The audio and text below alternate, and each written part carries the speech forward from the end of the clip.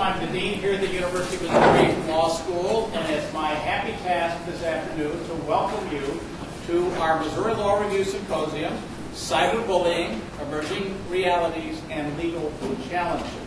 This promises to be a very full and very thoughtful and thought-provoking 2 days as our symposium unfolds. Cyberbullying, as we all know, is an aspect of our society and of our law that did not even exist until fairly recently.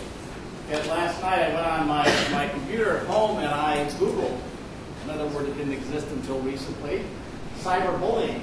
And in a mere 14/100th of a second, I was told that there were 10,600,000 hits on the word cyberbullying. And I'm confident that after the next 2 days, there'll be another 10 or 20,000 relevant to this particular symposium. When I was in law school back in the last century, my George professor, Morton Horowitz, talked about the way in which one of the technological breakthroughs of the 19th century, railroads, pushed, changed, and challenged the American law at that time. And we're certainly seeing that in the 21st century with the impact of the internet on society and on our law. Today's symposium brings together a stellar cast of scholars and other experts from here in Missouri and around the country. I know you'll enjoy the symposium, and you'll also enjoy today's Earl F. Nelson lecture, which will be brought to us, appropriately, electronically, because Professor Palfrey has been ill, but comes to us via Skype later this afternoon. Now, our outstanding presenters will be introduced as they appear on their particular panels, but I'd like to thank all of them for coming from around the country. So I wonder if you would just join me in thanking all of them.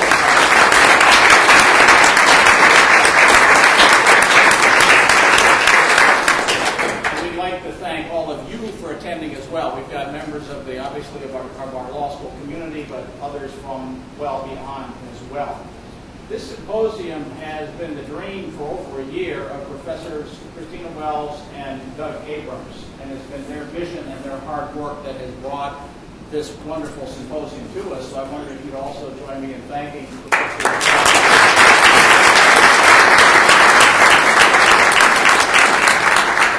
One other group that we particularly need to thank, and we have seen them out in the hallways, we see them here. They too have worked for many months on this, and these are the members of the Missouri Law Review. I wonder if the members of the Missouri Law Review could stand so we can acknowledge and thank you for all of your hard work.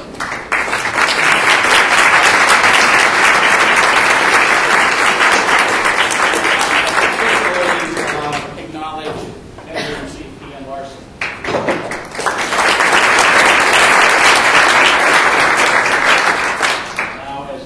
And I hope they do, some of the hard work of the members of the Missouri Law Review has yet to be done, but will be done to bring this wonderful symposium to the world beyond Holston Hall. We have with us several staff members who have helped. I see in the back Robin Nichols and Casey Baker. We want to thank them.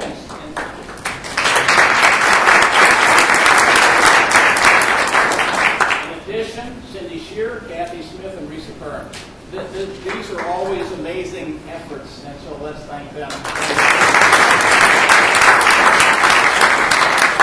All right, and now it's my great pleasure to very briefly introduce Professor Christina Wells. Professor Wells has been on the faculty here at the University of Missouri since 1993. She earned her BA with honors from the University of Kansas and her JD also with honors from the University of Chicago. She then worked as an associate at the firms of Skadden Arps in Chicago and Heller Ehrman in Los Angeles. She was a Fulbright Scholar in the Czech Republic in both 2001 and 2002, lecturing on constitutional rights and American constitutional decision-making. Her scholarly research is in the areas of free expression and access to governmental information. And in addition to her many scholarly articles, she is the co-author with one of today's speakers, Professor Larissa Litsky, of a leading textbook on the First Amendment. Would you please join me in welcoming Professor Katina Wells, one of the creators of today's Law Review Symposium.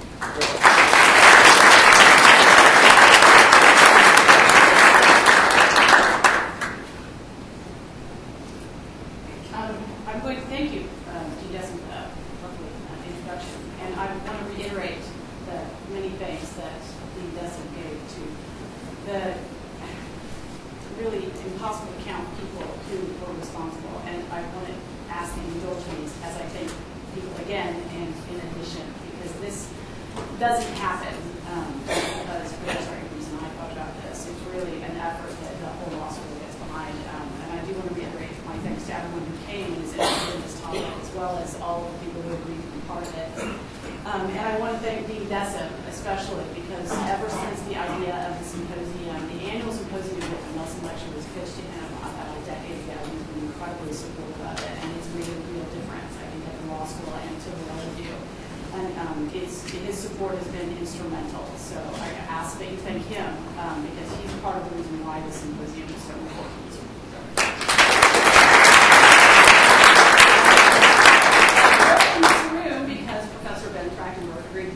For his class, and Raphael Helly, convinced him to agree to give it up for his class, and Robin Nichols provided organizational support to make those types of things happen. So that's a really important aspect of how we work together. Casey Baker provided incredible promotional support, and I have to say that there are a lot of reporters that we've been talking to over the last week, and that's because Casey has really been out there getting the word out. And as you heard, our Nelson Lecture, unfortunately, we found out it was really early this morning that he is unfortunately quite ill, but is willing to do this anyway via Skype, and so we will talk to him. But he could not get on a plane, and if it weren't for the efforts of our IT department, and I mean really serious efforts of our IT departments, that wouldn't happen. So Daryl Yeager and Manny Velasco and Scott Weiser, Lisa Kearns, all deserve a huge round of applause for coming through today to make sure that we had a Nelson Lecture.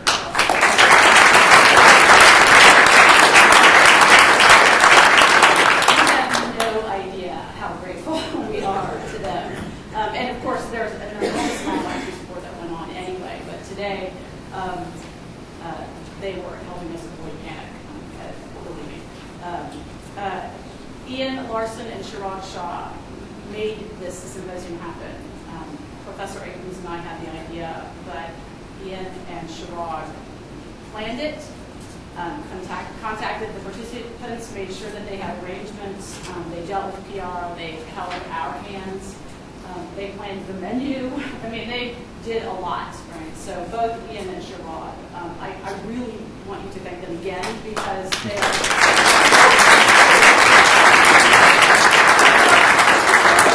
my daughter spelling me last week, I know, but everybody really, really deserves that. So, okay, so now, why did we choose this symposium now? Right? And to talk about that, I want to do what seems like a little esoteric, but it does all make sense. We have the great fortune to have chosen this symposium topic at a time that temporally coincides with an important film that's coming out of the True False Film Festival. And if anyone who lives in Columbia knows that that documentary film festival is the pride of the city of Columbia. One of their featured films is a film called Bully. And if any of you have had the opportunity to see the trailer for that film, which is about the problem of bullying generally in the educational system, I assure you that 3 minutes of that film will break your heart. It is so compelling, and I can see why they chose it as one of their feature films. You don't have to be a parent. I have an 8-year-old daughter. You don't have to be a parent for that. You just have to understand that the issue of bullying is one that is really heartbreaking and emotionally very fraught. And so along with many high-profile suicides after bullying incidents, some of them cyberbullying incidents, it seems like the decision to have a symposium on that issue would be a no-brainer. And in many ways it was. But I want to step back from that movie, which I urge all of you to see, because it looks like it's going to be terrific, and talk about another movie. For any of you who remember a movie with Jim Carrey and Kate Winslet called Eternal Sunshine of the Spotless Mind. Because I think it provides kind of an interesting juxtaposition. That movie involves a situation where two people meet and they are instantly attracted to each other in ways that is incredibly profound and they can't figure out why. But over the course of the movie, what they come to realize through different revelations from other people is that they have actually been lovers before. But because of the situation that they were in, they had a very difficult breakup. It's very ugly. They treated at least one of them especially treats the other very badly. They have had their memories of each other erased through technology that doesn't actually exist. And so what you learn as the movie goes on is through the point of view of the Jim Carrey character, as you see him making the decision. The Kate Winslet character has her, she's the one who says, I want to have all trace of my memory of me erased. And she does that. And he makes the decision, I will do that too. And as he makes that decision to have his memory erased, you see him have that done. And as the memories are slowly disappearing, he comes to the realization that he's making a mistake, but it's too late. And he realizes he doesn't want to lose even those painful memories he had of that relationship. So two of the sort of themes of the movie are that he wishes he could retain those memories, painful as they are, because they're part of who he is. And they eventually meet up and figure out what's happened because of some revelations that other people make to them. And they make the decision to have a relationship again, even though they are both convinced, potentially, that it will end exactly the same way. That they will break up and it will not be great. Right. So they decide to sort of relive their relationship. And so I think some of the movie, what it's trying to tell you is that to some extent their painful events are part of the fabric of our life. They are who we are. Maybe they're even integrals as we're becoming who we are as moral beings. At the very least, the notions of pain and suffering and happiness are integrally bound up together. And they're much more complex than simply saying pain is bad and happiness is good. It's a very complicated relationship. And I think cyberbullying is also equally complicated in terms of how to figure out how to deal with it. I mean, all of us can agree it is bad to be a victim of cyberbullying. I mean, it is painful and nobody wants to be a victim, and nobody wants anybody to know to be a victim of extreme bullying. It's a very bad thing. But the issue of how to deal with cyberbullying raises a host of very difficult questions. What is it? What is cyberbullying? What is it exactly that we want to regulate? How does it impact children? Is it different from bullying? Is it something that's similar? What kinds of emotional effects does it have? I don't think any of us doubt that it doesn't have significant emotional effects, but what are they? What's the best way to address it? Should we address it legally? Should we address it more preemptively? Should we address it through the schools? Should we address it some other way? And what difficulties arise when we do decide to address it legally? Are there constitutional implications to deciding to allow or force, in fact, schools to punish students or to address issues with cyberbullying? Are there administrative implementation concerns? How do school administrators feel about having to enact these kinds of rules or to deal with these kinds of issues?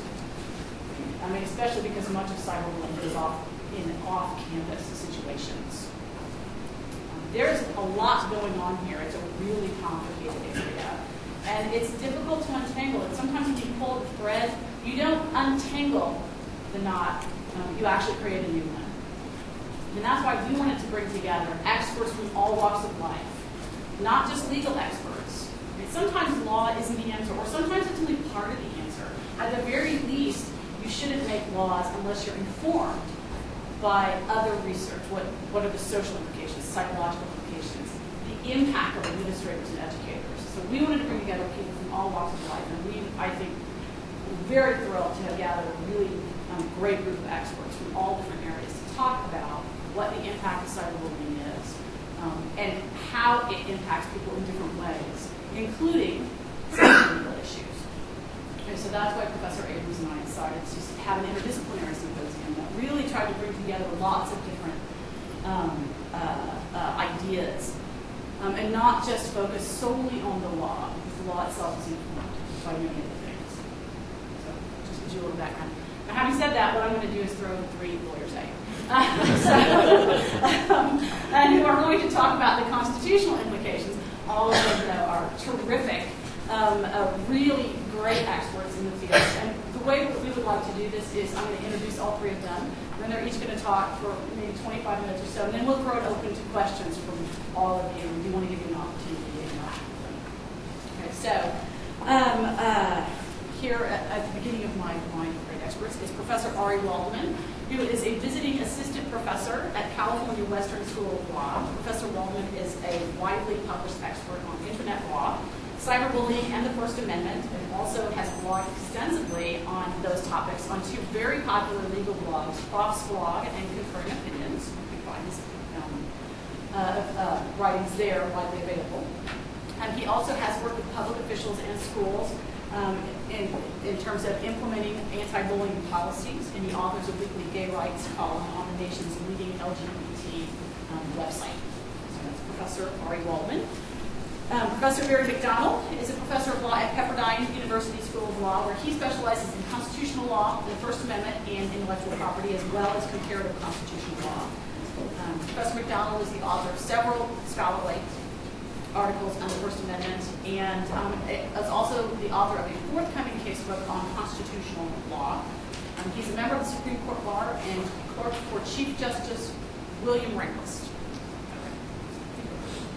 So he was a clerk of the Supreme Court, has a great deal of experience when actually dealing with free speech disputes. And Professor Larissa Litsky, over on the far end, is the Stephen C. O'Connell Chair in Law at the University of Florida, Levin College of Law. She's a free speech and free press expert who is the author of several casebooks, with the dubious distinction of having me on one of them, on torts and media law, as well as the First Amendment.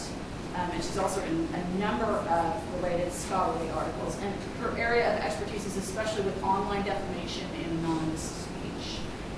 She also writes at the academic legal blog, Prof's Blog. So we have a wide variety of expertise here. And I think what you'll find is we have a wide variety of viewpoints on this issue. And to the extent that we're going to be talking about legal regulation of cyberbullying and the problems it raises, I think you'll get a very nice debate going. So I will turn this over to Professor Waldman, and we can begin. Yeah.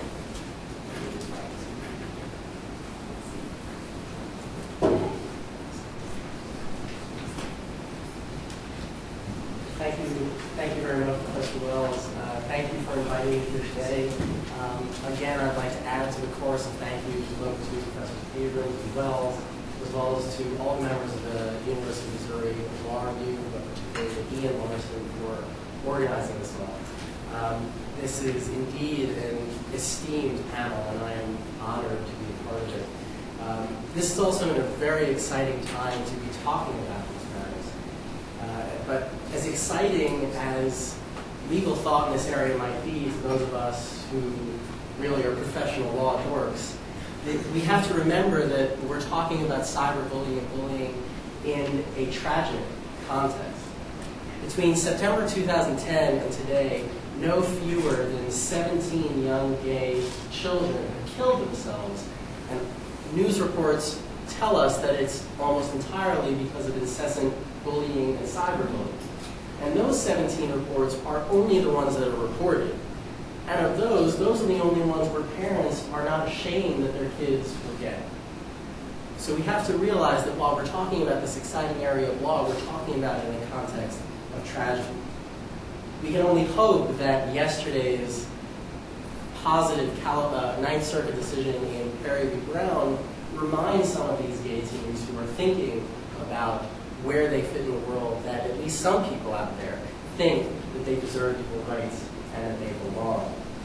But today, I'd like to talk briefly, as the title suggests, about identity-based bullying and cyberbullying in schools, and argue that if we have an honest understanding of the Supreme Court's justifications for restricting student speech in Tinker, Fraser, Kohlmeyer, and Morse, we see that the unique group harms associated with identity-based bullying satisfies any measure of those justifications for restriction.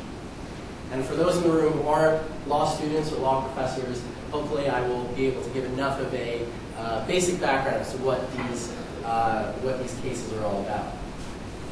So, there are really three questions that we're going to talk about today. First of all, what is identity-based aggression? There's clearly a lot to talk about. We can spend hours talking about what we mean by aggression, what we mean by bullying, and what we mean by identity-based bullying. For now, let's consider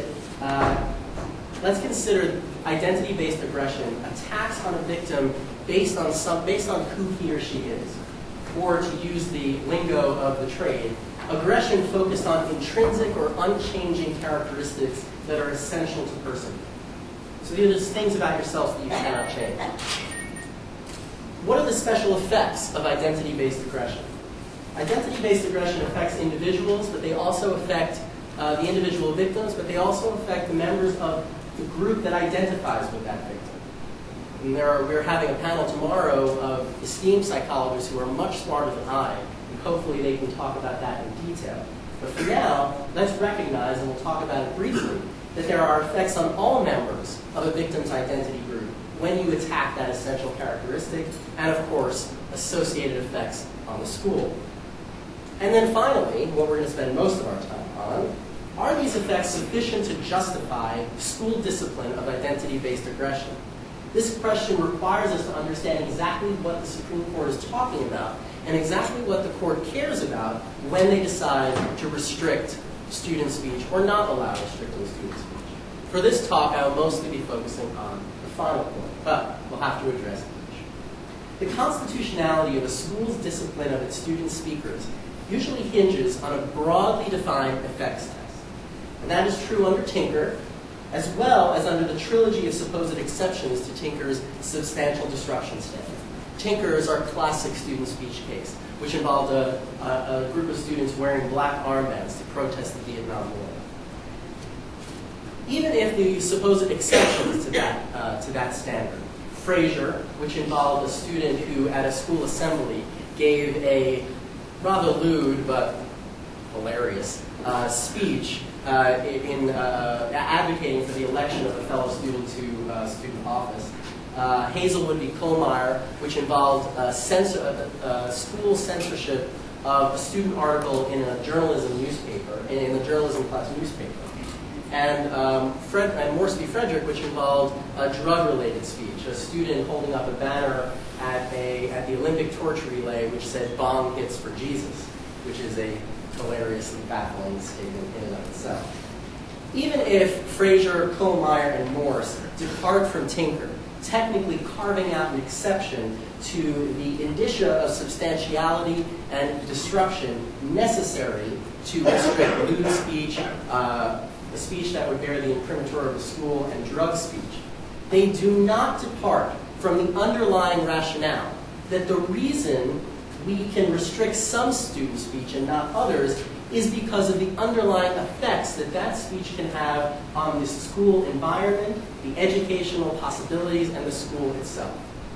These types of effects can vary greatly on the teacher, the student, or other individuals, on the teachers or the school's ability to teach, on the administrator's ability to focus on the tasks of the day, on the school's academic performance, on the school's reputation, on the culture of safety of the school, and of course, on school discipline. So even just listing 1, 2, 3, 4, 5, 6, 7 possibilities from 7 different cases where federal appellate courts found sufficient indicia of sufficient reason to restrict school speech, we see that the courts are concerned, even under Frazier, Kohlmeyer, and Morse, they're concerned with what the effect this speech might have on the school. Now, some courts, like the Ninth Circuit, recently in Harper v. Poway, chose to ignore the underlying effects rationale for the ease of the second prong of the Tinker analysis. Tinker said in the 60s that the reason why you can restrict certain speech if it creates substantial disruption, if there's foreseeable disruption, or, and sometimes many lawyers forget about this, or if the speech at issue affects the rights of others.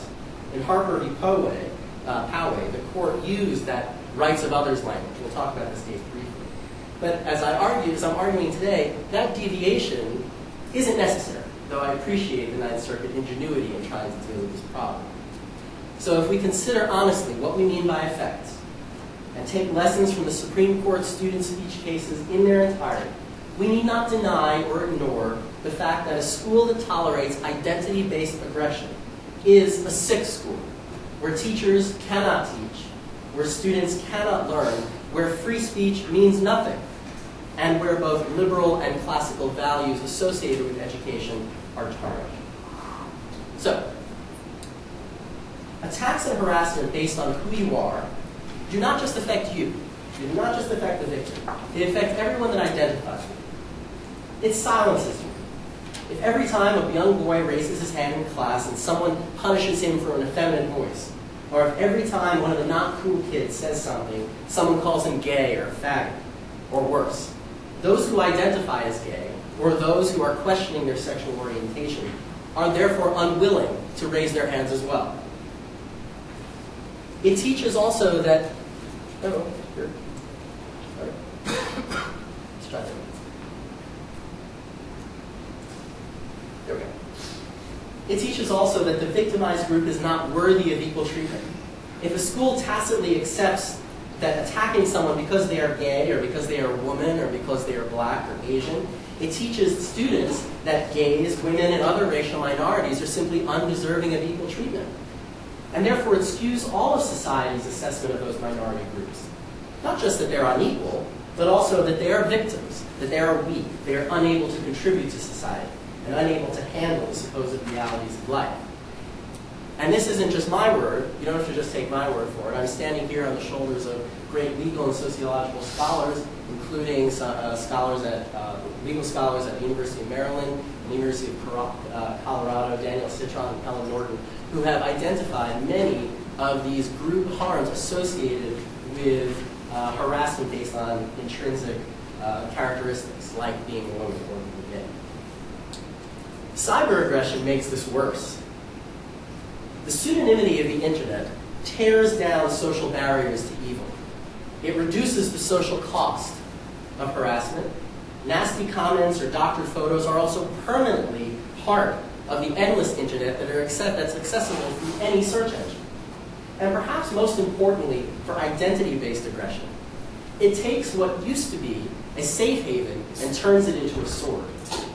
Gay youth throughout this country turn to the internet in greater numbers and in greater percentages than any other group because their physical community surrounding them may be hostile. And they find protection, they find a safe haven online. But when that environment is turned from a safe haven to another place where they can be harassed, that magnifies the effect of harassment. Imagine if you had no place to go for what I call Ari time, or what you call your own time. Imagine if you had no place that you considered a safe space. That's what many of our gay teens today, in places like New York, California, as well as Missouri, feel every day. And this has clear and evident effects on the school. If bullied for their identities, and these victims and those that identify with them do not participate in class or integrate themselves into the school community, they don't learn. Their test scores suffer. The unity of the school community suffers. And the schools in general scores, and success of their students suffer. And a school that tolerates this kind of behavior teaches inequality, teaches harassment, and discrimination by example. The educators in the room will know that you don't simply learn in school when you're in a classroom listening to a teacher. I know many of my students don't learn anything from me. They learn from their fellow students in the hall. They learn from interacting with one another. They learn from the examples that are set by those that they put in, those that they see in authority. And when a school tacitly accepts, or in some cases, like in the Anoka-Hennepin district in Minnesota, verbally accepts the harassment of gay teens, what else are they to think? And the school suffers as a result. These kinds of effects on the school, and these kind of effects on large groups, or large identity groups in a school, are precisely the kinds of effects that federal courts have recognized are sufficient to warrant regulation under any student speech analysis, whether it's Tinker's substantial disruption standard or any of the three exceptions. We don't even need a modern or broader conception of substantial disruption that accepts the best sociological evidence that we have today. We also can look to the lessons of Fraser, Kohlmeyer, and Morse. And we read these cases and then have to ask ourselves, why else would we be concerned about lewd speech in a school, speech about controversial topics that may be inappropriate for young readers in a newspaper, or speech that apparently encourages drug use, if not for the effect that that speech could have on the school environment, the ability of those teachers to teach, and the school as a whole. So first, let's consider Tinker's substantial disruption standard. No one thinks that Tinker is confined to its facts, namely protest, nor are we simply to believe that the disruption that Tinker spoke about only refers to the disorder associated with a protest or a riot in school. And we know this from a long line of federal cases that's too innumerable to list today. And while there's no precise test for what defines a substantial disruption, various courts consider, for example, the reaction of students and teachers to this speech, whether any student or teachers had to take off time from school because of the effect, whether teachers were incapable of controlling their classes, whether classes were canceled, and how quickly and to what extent administrators had to respond to the speech. Consider now Judge Posner's decision at the Seventh Circuit in Nuxall. Nuxall involved a student who wore a T-shirt that said, "Be happy, not gay," on front. He said it was in an exercise of his religious beliefs, which said that homosexuality was not to be tolerated. He and a number of his friends organizes this day, the day where he wore his T-shirt, in reaction to GLSEN's Day of Silence. GLSEN is the Gay, Lesbian, Straight Education Network. And GLSEN's Day of Silence, which happened the day before this incident, was a silent protest.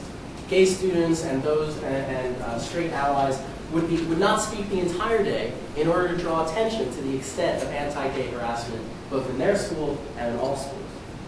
Judge Posner wondered, well, what would constitute a substantial disruption? And he found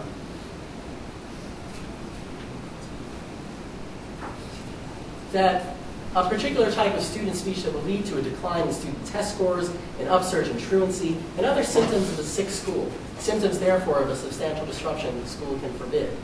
So as he learned, and this was after a relatively long opinion, where he took lessons from Fraser, Morse, Kohlmeyer, as well as a slew of opinions from the Seventh Circuit and his sister circuits, talking about substantial disruption and in general, why we want to restrict certain speech.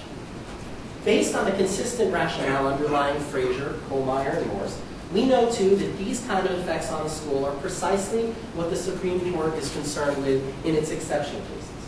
It would be wrong to say that the court, by permitting restrictions on lewd speech in Fraser, on speech that could bear the imprimatur of the school in Kohlmeyer, and drug-related speech in Morse, that the court completely ignored the effects or the disruptive possibility of that speech on the school or on students.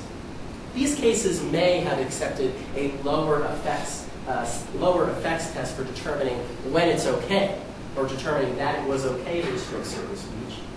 But that's even hard to say for some scholars because the substantial disruption standard is itself so amorphous. So why do we care about a school tolerating lewd speech and a school assembly? Well, because of the effects it would have on students who heard it and the school that tolerated it. As the court said in Fraser, the pervasive sexual... Let's try this one. Sorry, this is a new one. There we go. The pervasive sexual innuendo in Fraser's speech, and you can imagine the kind of sexual innuendo that a 14-year-old boy would find hilarious. The pervasive sexual innuendo, and of course some of us in this room too, was plainly offensive to both teachers and students, indeed to any mature person. By glorifying male sexuality and its verbal content, the speech was acutely insulting to teenage girls. The speech could well be seriously damaging to its less mature audience, many of whom were only 14 and on the threshold of awareness of human sexuality. Some students were even reported can tell it's the Westlaw version, were reported bewildered by the speech and the reaction of mimicry it provoked. Now, this may not have arisen, the reaction of mimicry may not rise to the level of a substantial disruption. But why talk about this if we're not concerned with effects? Clearly, the court was interested in the fact that this lewd speech could have an effect on the school and disrupt a teacher's and administrator's access to the open minds of its students. Why do we care about a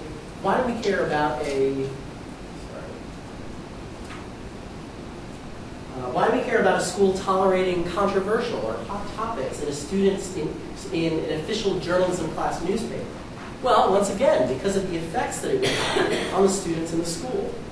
In Kohlmeyer, the principal was concerned about what would happen if certain identities of those who were listed in an article in a student newspaper about teen pregnancy and divorce. The principal was concerned with what would happen to these students if their names got out, and what would happen to the school if it got out, if this community heard that they were supposedly endorsing teen pregnancy. Educators are entitled. Sorry. Ms. Frazier. Here we go. Educators are entitled to exercise greater control over the second form, speech that bears the imprimatur of the school, to assure the participants learn whatever lessons the activity is designed to teach. If a school can't determine what it's going to be in its own journalism curriculum, they lose control of the journalism class. That readers or listeners are not exposed to material that may be inappropriate, and that the views of individual speaker are not erroneously attributed to the school. Why are we concerned about that, if not for the effects that that speech could have on the school? Otherwise, the school would be unduly constrained from fulfilling their role as a principal instrument in awakening a child's cultural values, in preparing him for later professional training, and helping him to adjust normally to his environment.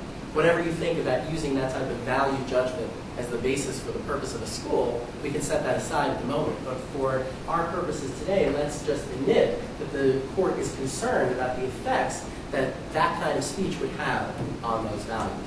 But it's bigger. And why do we care about tolerating drug-related speech in Morse? Well, because of the effect that drugs could have and drug-related speech could have on the school and the students. Here we see in Morse v. Frederick, the court spent pages going through the extent to which this nation has gone to fight the war on drugs and talk about the effects that drugs have on kids, young people specifically. School years are a time of maturation. Maturing nervous systems are more critically impaired by intoxicants, etc., etc. Pages and pages of this. Special characteristics of the school, the court said, and the government interest in stopping student drug abuse reflected the policies of Congress, and a myriad of school boards allow schools to restrict student expression. It wasn't merely because there was drug mention. It wasn't really because there was a mention of the word bomb in a poster, and someone didn't like the word bomb. It was because of the effect that that drugs could have on schools and on students. The same can be said of the devastating group harm associated by caused by identity-based bullying and cyberbullying in schools.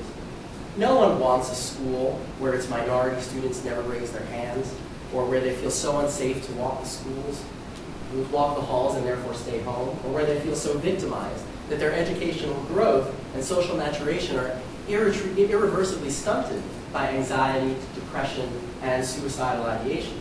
These are sick school symptoms if there ever were any, under any measure, and it impairs a teacher's ability to teach and a student's ability to learn. Finally, let's talk a little bit about some implications of this theory. The recognition of group harm, that group harm exists, and that it is associated with identity-based bullying and cyberbullying, reflects both the classical and the liberal values that are mixed together in public education. It recognizes that schools both should be in the business of making good citizens. Obviously, citizens that discriminate and harass simply because they're different are not the kind of citizens that we want to create. And it also recognizes that if minorities do not feel safe enough to participate in school, the entire school cannot benefit from the free marketplace of ideas. Also, group harm metastasizes. when members of a harassment victim's identity group see their community at large and see it as unsupportive and complicit. Professor Wells started this symposium by saying that we all agree that it's terrible to be cyberbullied. It's terrible to be harassed. But unfortunately, I have to disagree. There are many people out there that think it is a-okay to harass and attack someone for being gay. And in fact, Focus on the Family, for example, makes a career out of it. And Tennessee recently passed legislation that exempted any student or anyone from anti-bullying laws if they can justify it by recourse to their religious beliefs, giving them an excuse to harass for your identity. So unfortunately, we don't live in a world where everyone thinks cyberbullying and bullying are bad, especially when you're talking about gay students. Hateful comments, discriminatory legislation, and the kinds of comments that come out of some of our presidential contenders, or former presidential contenders, remind gay teens that, especially, that their leaders are hostile to them, which gives tacit approval to their harassers. After all, if the world thinks that gay people are undeserving of equal treatment, why should bullies ever stop harassing them? And this analysis holds regardless of where the speech originates, whether on campus, face-to-face bullying, or off-campus cyberbullying. As I've argued elsewhere in an article coming out in the University of Maryland Law Review, there's little basis for a strict geographic distinction, limiting the reach of the school's discipline to on-campus harassment, to on-campus bullying, rather than and excluding anything that happens outside the schoolhouse gate, for various reasons. Pervasiveness of the internet, the lack of geographic requirement in any of our cases, and the permanence of harm associated with digital aggression. We therefore need not be afraid of using an effects test or a substantial disruption test for restricting identity-based bullying in schools. And we also need not be afraid of the classical values associated with allowing schools to teach good citizens. Both of these work together in determining and help us to say that identity-based aggression, which under any standard and under any standard of what the purpose of the school is simply not to be tolerated. Thank you.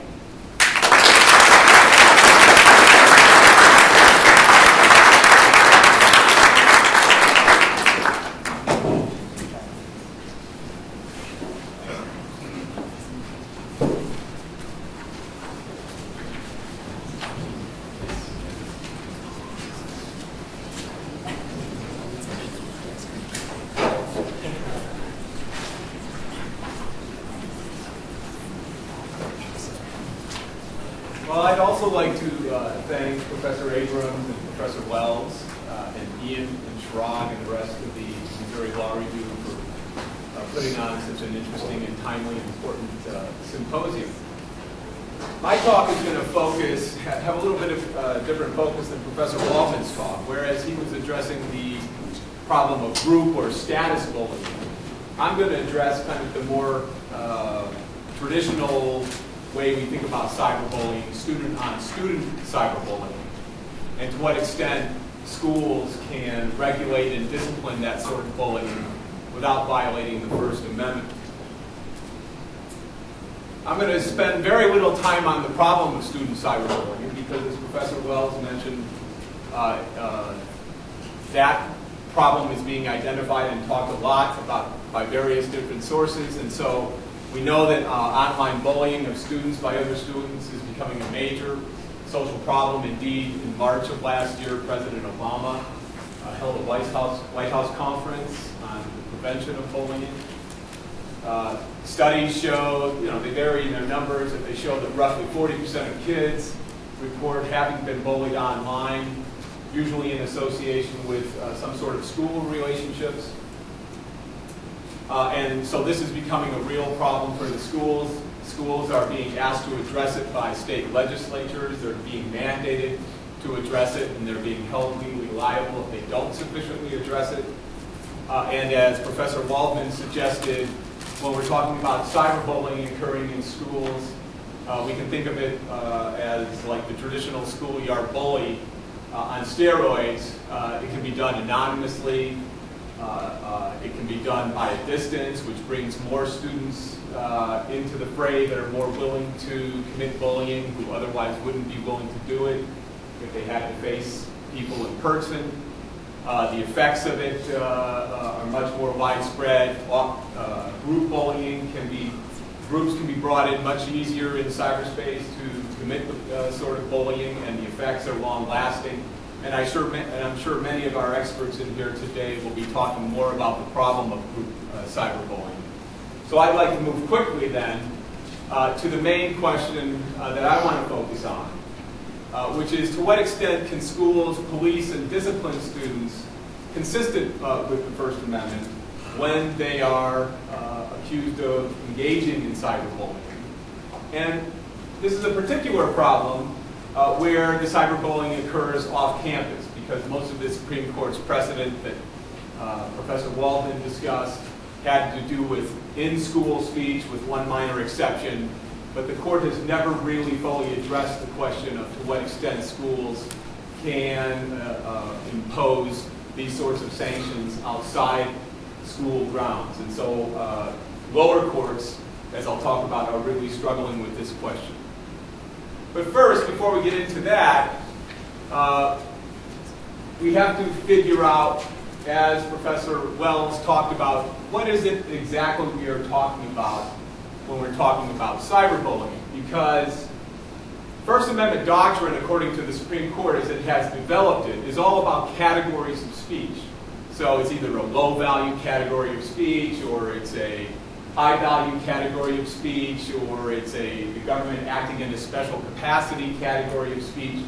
And the court tends to develop special rules depending on the particular type of speech you're talking about, because First Amendment issues are very contextual. Different sorts of speech present different sorts of free speech interests that run up against different sorts of societal interests. And so, I think it's really important to define with some degree of specificity what it is we're talking about when we're talking about cyberbullying.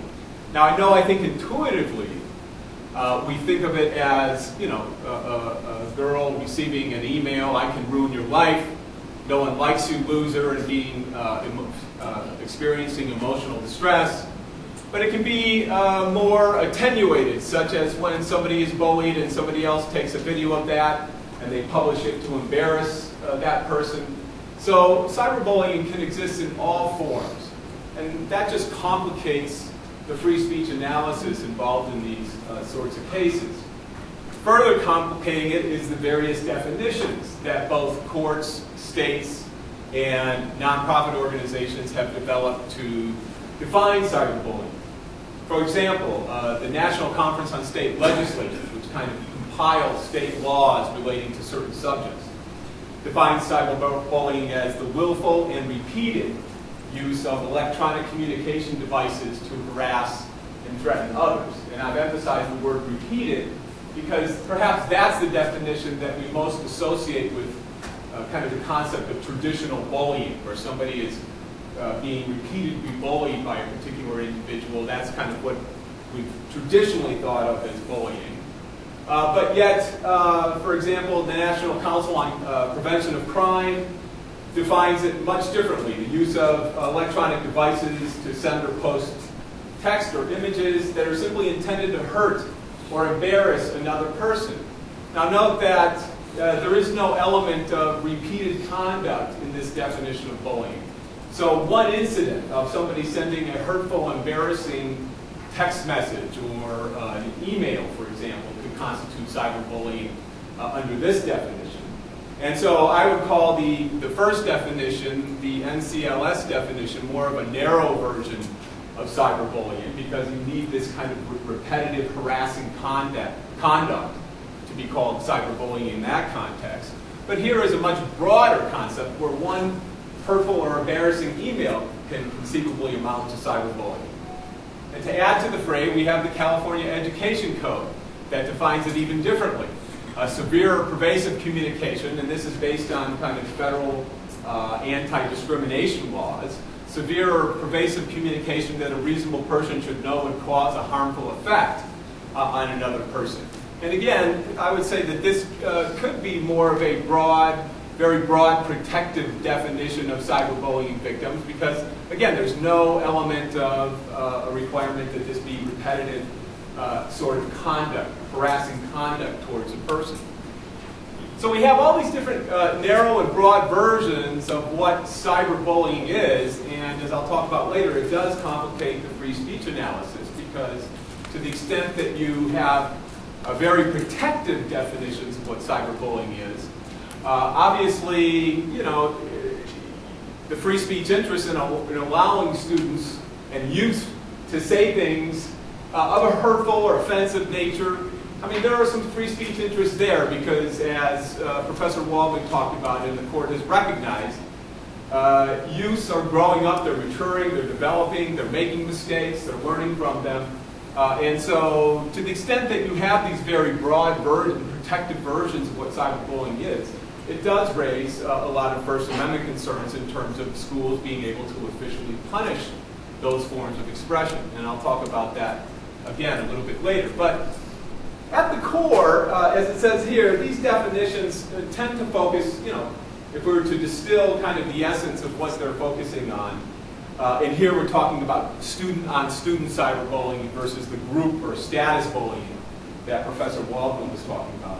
I think we could distill it to students sending or posting electronic communications that cause psychological distress or harm to another student. Okay, those are the deep competing definitions of cyberbullying that complicate free speech analysis.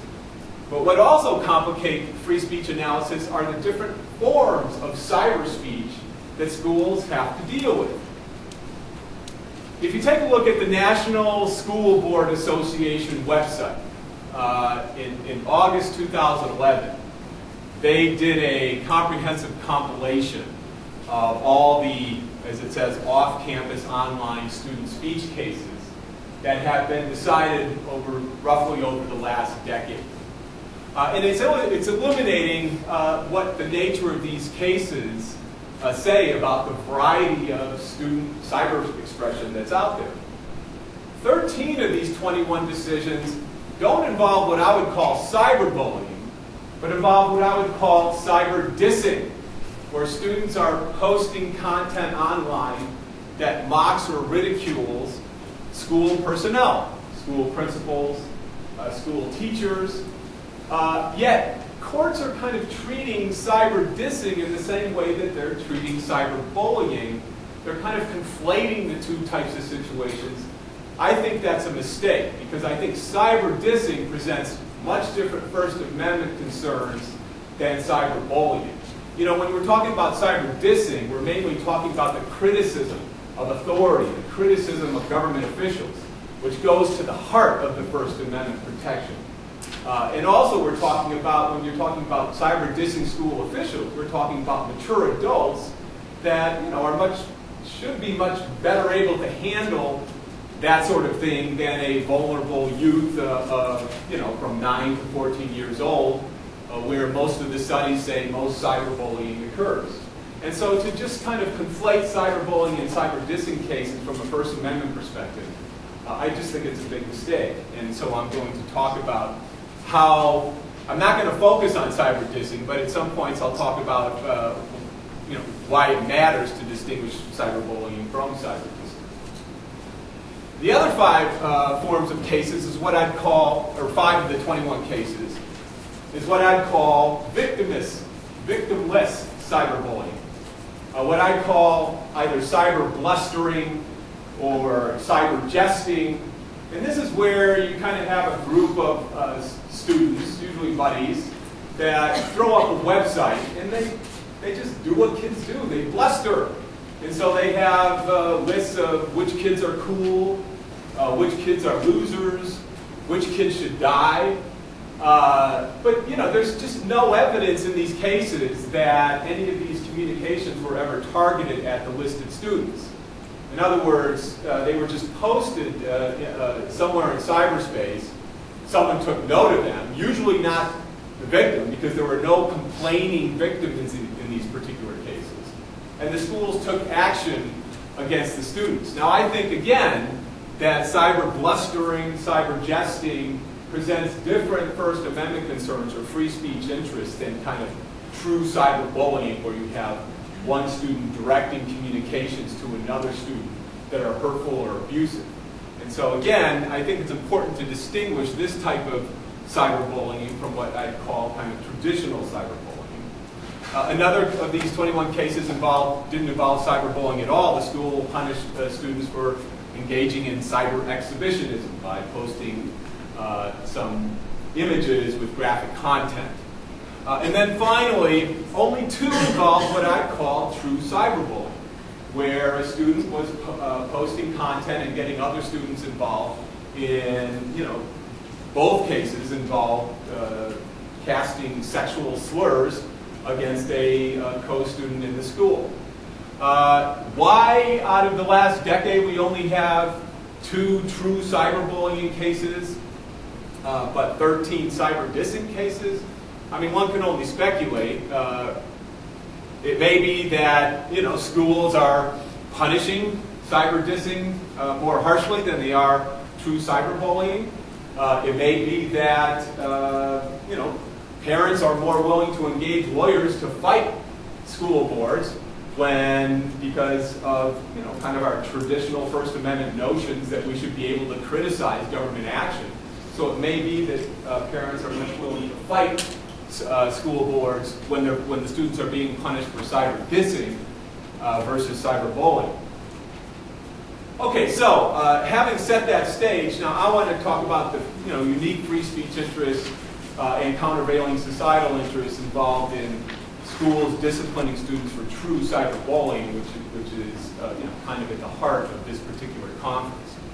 So to set the stage from a First Amendment perspective, broadly speaking, the Supreme Court, in its first free speech rules that it has established, it makes the punishment of cyberbullying difficult for government authorities, unless you can say that type of bullying falls into kind of an exception to First Amendment protection that the Supreme Court has recognized, like it constitutes a true threat that's, you're going to hurt somebody, or you've defamed somebody and it doesn't involve any matters of public concern, or you publish somebody's private facts, again, where it doesn't involve any sort of public issues, or you've engaged in a pattern of harassment towards a particular student, which, when you're talking about the narrow definition of cyberbullying as containing that kind of repetitive element, I think it's much easier for schools to police that sort of conduct, because many courts have said harassment, being a combination of speech and conduct, are able to police that consistently with the First Amendment. But when you're talking about the broad versions of cyberbullying that would, can conceivably punish one hurtful or offensive email or text message, that's where you don't have a First Amendment exception that schools can resort to say that we are able to punish this sort of speech. In fact, general free speech law says that if you are talking about merely intimidating, insulting, or embarrassing communications, those are generally protected under First Amendment law, under this, what the court calls a content neutrality principle, that the government basically shouldn't be telling people what they can or cannot say based on the content of their message. Okay, but, and here's a big but. So generally, if you were outside the school, governments would have a very difficult time regulating kind of what we think of as traditional cyberbullying. Yet the court has allowed greater regulation of speech in schools on the theory that when the people have delegated certain functions or tasks to certain organs of government that they want them to perform, like when they delegate the task of public education to schools, then those institutions should have a greater power to regulate speech that might interfere with the accomplishment of the particular government organ's assigned mission or function. So I would call this a functional rationale. The court gives certain government institutions greater power to restrict and regulate speech if that speech is going to interfere with the effective accomplishment of the delegated task that the government has given a particular government organ. So, for example, as Professor Waldman was talking about, we see the court having basically carved, and I won't go through these again, certain exceptions where the government can punish speech in school that it would not be able to punish outside of school under kind of ordinary First Amendment principles. The main one being Tinker, where the court says you actually can punish student speech on the basis of its content, on the basis of what the student is saying, if it would create substantial disruption to school operations, or it would constitute an undue invasion of the rights of other students. And this kind of special functional rationale, or these special functional rules, aren't limited to public education.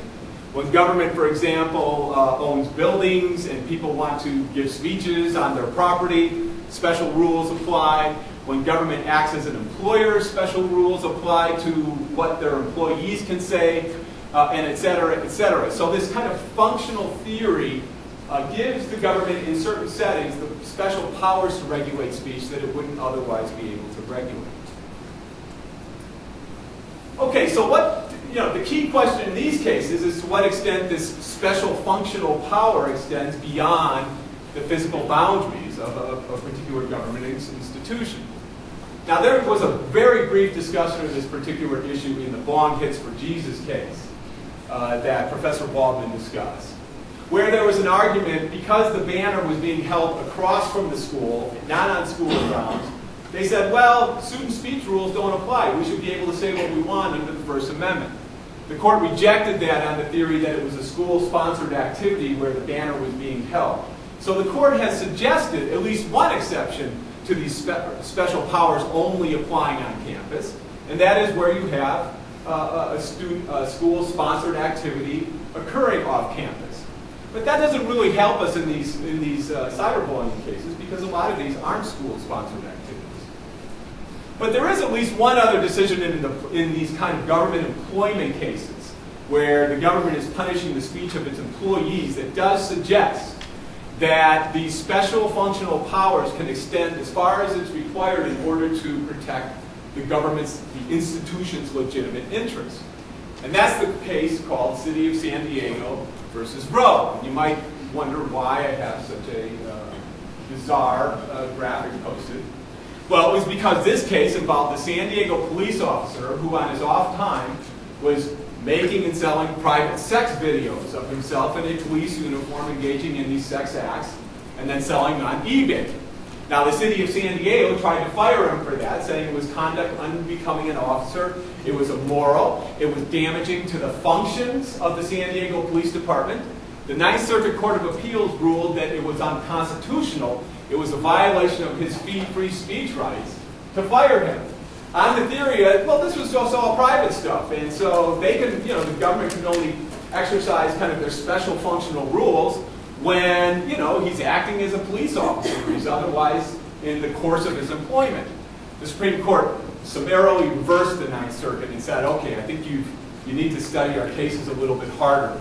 We didn't just say that the institution's interests kind of stop at its physical borders. What he was doing in the privacy of his own home was damaging the interests of the San Diego Police Department. And so the court allowed him to be fired consistently with the First Amendment, suggesting that special functional speech powers can extend as far as necessary in order to protect an institution's legitimate interests. And then, of course, in cyberbullying, what does that mean? So what is the reach of these schools to be able to, address these cyberbullying cases that occur off campus?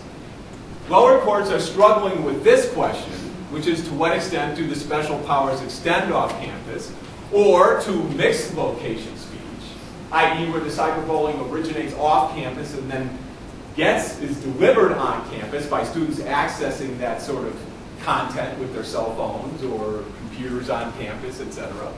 The second big question that they're dealing with is, well, once we decide that we have what I call jurisdiction, so once you decide that you can exercise your special speech powers over cyberbullying, you can exercise jurisdiction. To what extent, then, what should the rules be on the merits of these disputes to help schools resolve them? Now, I see that I'm already over my time, so I'm only going to address this first question, and then I'll let you read my article that comes out in the Missouri Law Review if you're interested in how I would suggest. What's that? Okay, well, okay, I'll try to go really fast. Okay, reach of school of power. Since most cases involve this cyber dissing phenomenon of school officials, courts are understandably employing this kind of substantial disruption of operations rationale to address this particular problem.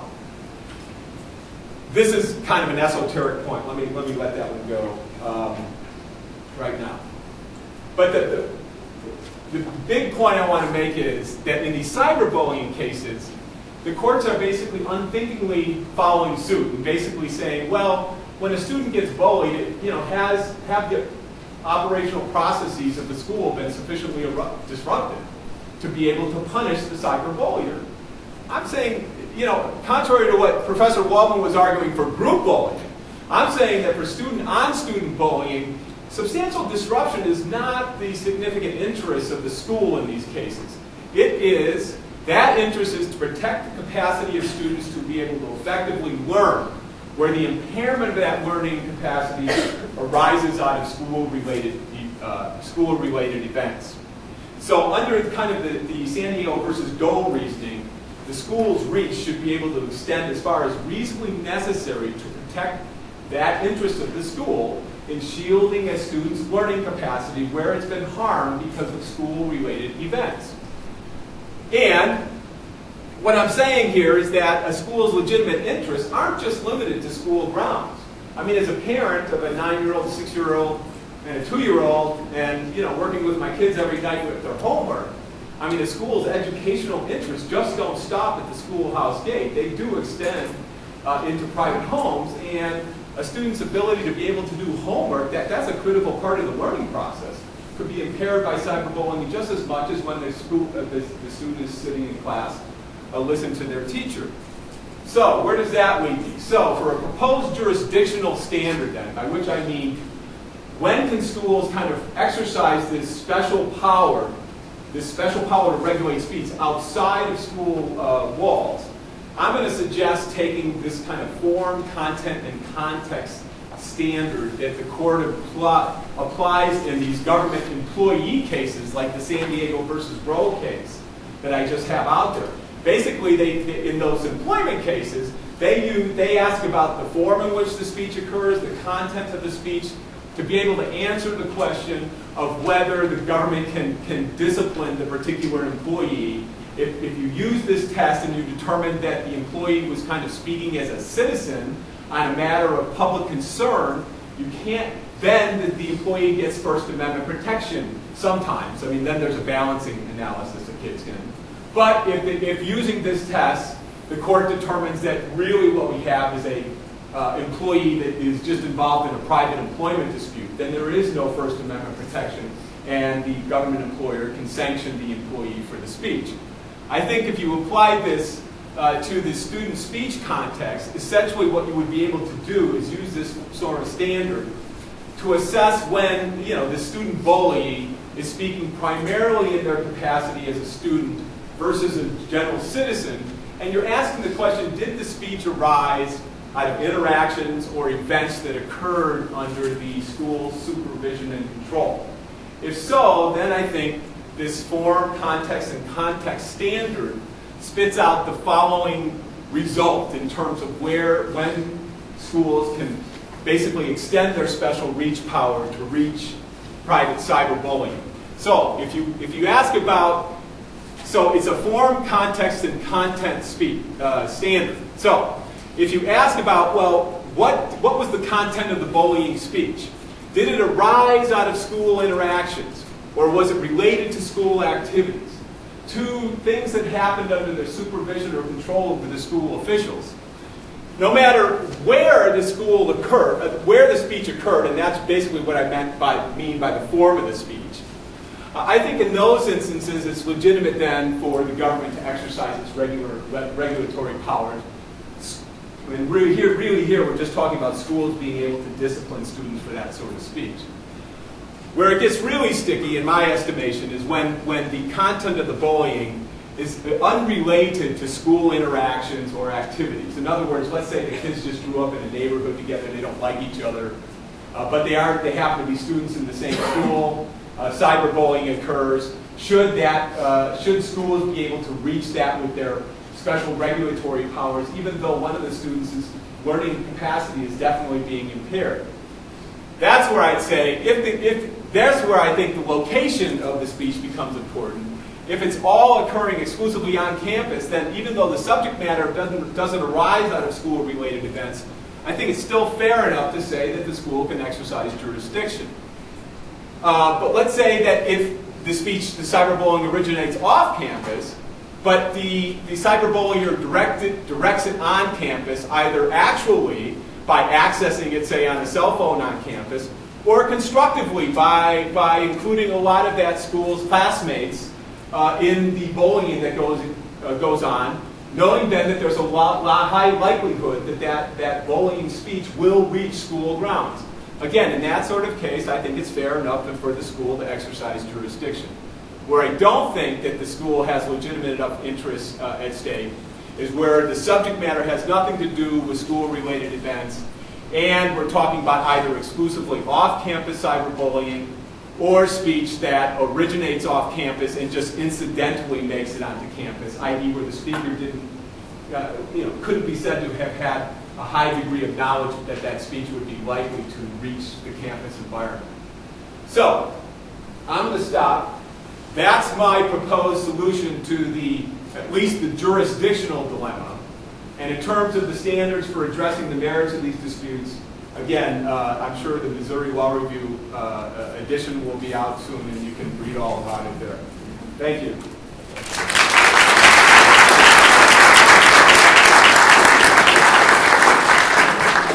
He doesn't get off that easy. There's a question and answer session. But before that, Professor Wilson.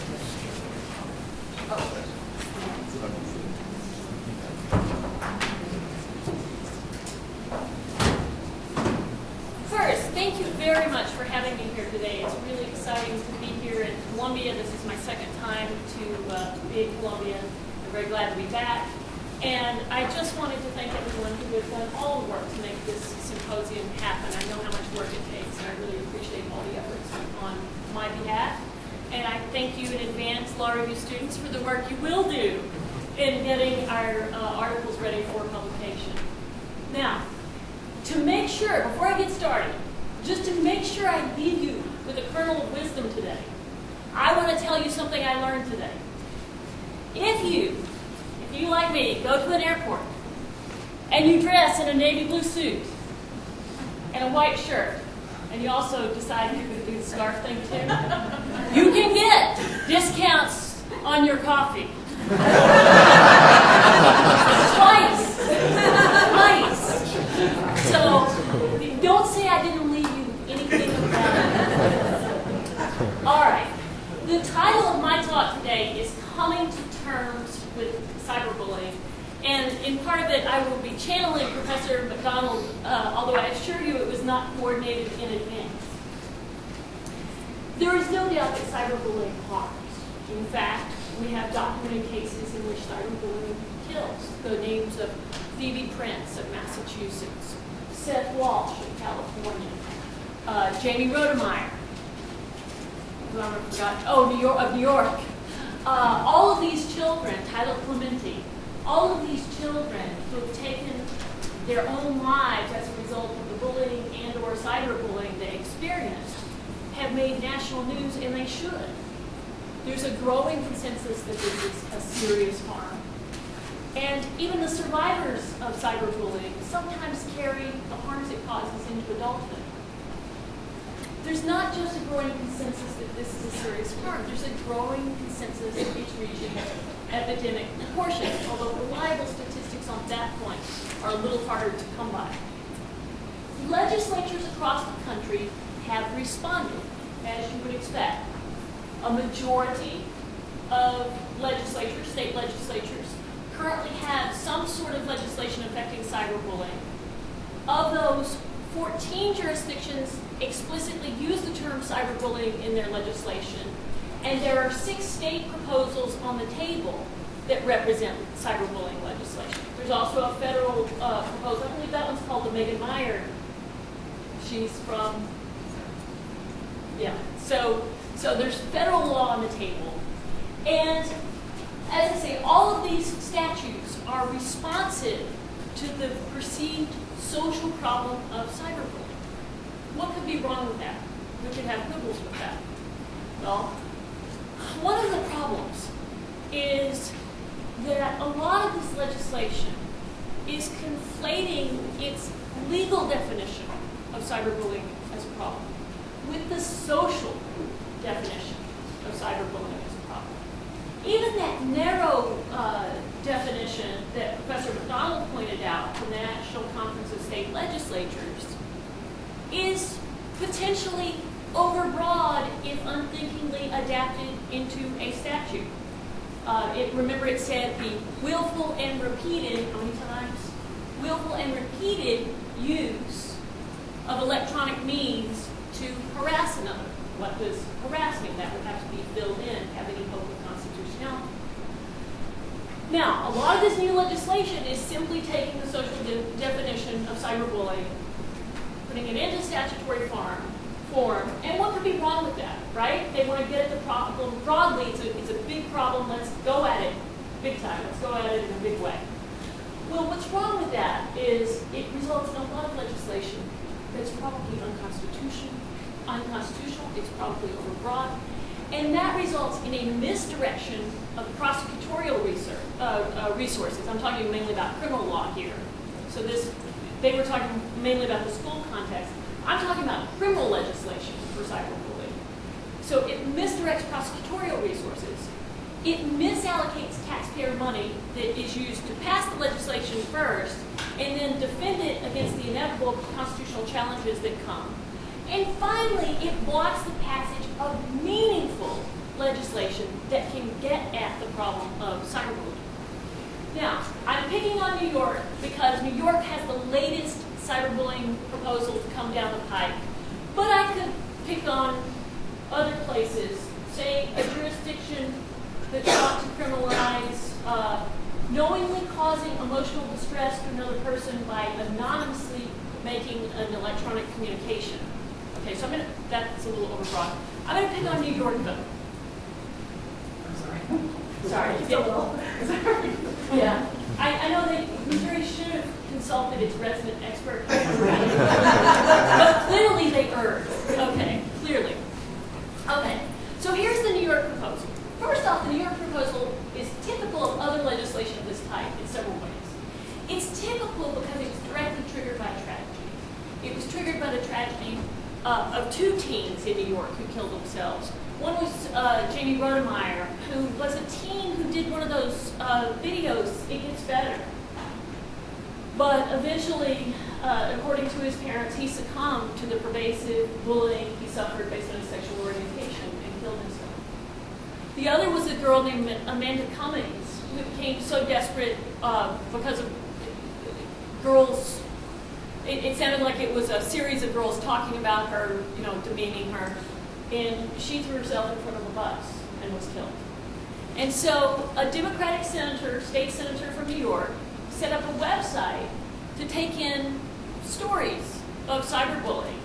And then he proposed a new New York statute. And there's a congressman, too, who has a companion bill. And let me give you a little bit about the new New York statute. First off, it modernizes pre-existing legislation to make clear that some of the offenses like stalking or harassment can be committed by electronic means. And this is a common pattern in all the legislation of this type. Okay, so that's absolutely typical. The other, though, is the law increases criminal penalties. Now, I'm only talking about criminal laws. Criminal penalties for cyberbullying of children under the age of 21. Right, and you have to think that this law was probably influenced by the Tyler Clementi case, which occurred at Rutgers University. So it was an older than usual instance of teen cyberbullying. But so it's targeted, it's cyberbullying of children under the age of 21. And it broadly defines the activity that qualifies for criminalization, okay? So it links cyberbullying with stalking. And it states as follows. And I'm sorry, I should have a slide for this. If you ever had a statute, you should have a slide. But I had slides. But I had a technology paranoia, knowing I was coming in 30 minutes before I was supposed to talk. I didn't want to add the technology complication too. So here's the statute. Okay. It says a person is guilty of stalking in the third degree. Stalking in the third degree, when he or she intentionally and for no legitimate purpose engages in a course of conduct directing electronic communication at a child under the age of 21, and knows or reasonably should know that such conduct causes material harm to the physical health, emotional health, safety, or property of such child. Now, even though the statute says it's committed by a course of conduct, it clarifies that even a single communication to multiple recipients about, and not even necessarily to the child at issue, but about the child, can constitute a course of conduct under the statute. So what's the problem with that? Well, it's certainly well-intentioned, but it's also certainly sloppy drafting. Okay? One of the problems with it is the mens rea element. You reasonably should know. You can be liable if you, for a crime, if you reasonably should know that there will be material harm, whatever that means, because material harm is not defined. You reasonably should know that your communication will cause material harm to the emotional health of a child, defined as anybody under 21. So, for example, under that standard, let's say you have some teen girls texting one another about the attire of a friend or former friend, more likely, is wearing at school. A repeated pattern of texting about her attire or her appearance, which actually is one of the most common forms of cyberbullying. Okay, the appearance related, that's one of the most common forms. The sexual identity is one of the most common as well. But anyway, they're texting about the appearance. And then one forwards it to the target. That could be encompassed within the statute. Here's another thing that could potentially be encompassed within the statute. Let's say you have a student who's in college, he's 20 years old. He and his girlfriend break up, and he posts on, Facebook some aspersions against her. She's crazy, I'm glad we broke up. He reasonably should know that it will cause a material harm to her emotional health. Can he be prosecuted under the statute? This statute is clearly overbroad in a way that infringes on constitutionally protected speech, and it's not accidental at all that it's overbroad. In the justification statement for the legislation, the legislator said, I want to go after adolescent cruelty, okay? Which is, as a social end, is perfectly acceptable. As a legal end, it is certainly overbroad and entrenches on First Amendment interest. And so, what I'm arguing for, now, one of the things he said in his justification statement is that new tools may be needed to deal with cyberbullying, new legal tools. And I certainly am in agreement with him that new legal tools are needed to deal with cyberbullying. But I would have a plea about the way we address coming up with new legal tools for cyberbullying. Okay? One is, not all tools to deal with cyberbullying have to be legal. Right? We have socialization, we have stigmatization. The other is, when we have legal tools, we can have them in education codes that direct certain forms of education to try to eliminate the problem. We can have discipline within the schools. That is a legal solution as well. Probably the last resort in that line should be criminalization, particularly when we're talking about criminalization of children for for a behavior that, while deplorable, is also common. Okay? So when we think about new legal tools, we need to think about all the available tools that are out there. And the other thing, when it does come to criminal law, I would suggest that instead of having, solving all of cyberbullying writ large with one piece of legislation, that we need to be precise, specific, targeted, and even incremental, which is not nearly as satisfying to legislators. Right? There's a reason they want to go at criminalizing cyberbullying. There's a reason they want to go at it with this broad language about the growth in adolescent cruelty, and let's criminalize that. Because it gets good publicity, and it shows symbolic solidarity with these victims, but it doesn't actually remedy the problem once it gets held unconstitutional. I would argue that with regard to criminal law at least, the term cyberbullying obscures rather than aids analysis. Here's a reason. It's an umbrella term. Actually, I had a nice slide that had a nice umbrella on it with little terms in it. I was very proud of that. But anyway, you can just envision it. So since I don't have a slide, you have to use the mental pictures. Okay, so it's a big umbrella term that includes things like libel. It includes harassment. It includes true threats. It might include fighting words. It might include eavesdropping. It might include impersonation or spoofing. It might include intentional infliction of emotional distress. I could go on, right? Because it's a broad swath of pre-existing categories of behavior.